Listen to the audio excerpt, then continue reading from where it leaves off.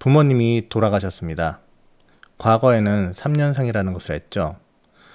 아마 현재에도 그 기간만큼은 부모님을 그리워하고 생각하며 아파할 겁니다. 근데 부모님이 갑자기 사고로 돌아가셨습니다. 그렇다면 그 이상의 기간 동안 우리는 부모님을 그리워하고 생각하고 아파할 겁니다. 자녀가 병으로 인해 예정된 죽음을 맞이했습니다. 아마 정상적인 평범한 부모라면 10년, 아니 20년 이상을 그 자식을 잊지 못하고 가슴에 품고 살아갈 겁니다. 아프게요. 그런데 어느 날 갑자기 아무런 예고도 없이 자녀들이 죽음으로 사라진다면 어떨까요?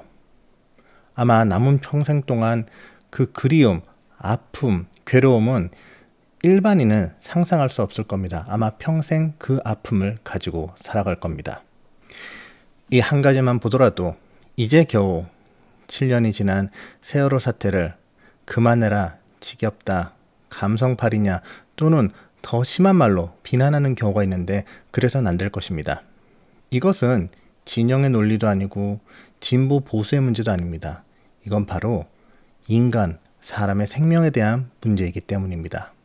300명이 넘는 학생들이 오롯이 아무런 잘못 없이 우리 어른들의 잘못으로 희생되어 갔습니다.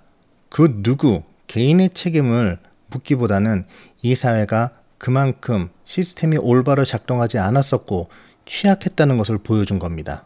아직도 원인이 정확히 밝혀지진 않았지만 이미 밝혀진 원인만으로도 우리 어른들은 거기에 대한 책임감을 느껴야 합니다. 그리고 미안해하고 다시는 이러한 일이 없도록 해야 합니다. 그러기 위해서는 우리는 끊임없이 묻고 재생하고 반성해야 합니다.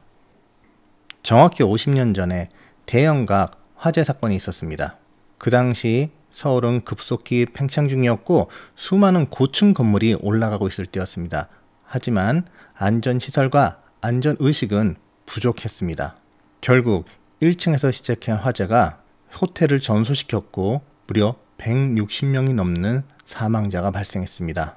그 당시 박정희 전 대통령까지 나와서 현장을 독려했으나 소용이 없었습니다. 그 후 대형 건물에는 스프링클러와 헬기가 착륙할 수 있는 헬리패드가 의무적으로 설치되게 되었습니다. 그리고 지금도 크리스마스가 되면 심심치 않게 이 뉴스를 다시 볼 수 있습니다. 끊임없이 반복 재생하면서 똑같은 실수를 반복하지 않기 위함이죠. 세월호 참사는 이보다 더 크고 슬프고 안타깝고 다시는 일어나서는 안 되는 일입니다. 그렇기에 7년이라는 세월은 길지 않았고 17년, 아니 70년이 지나도 우리는 기억해야 합니다. 우리 아이들의 희생과 응당 우리가 졌어야 할 책임을 잊어서는 안 될 것입니다. 내년에도 내후년에도 4월 16일은 다시 돌아올 겁니다. 그때마다 우리는 꼭 기억해야 할 것입니다. 적어도 우리 세대에서 말이죠. 감사합니다.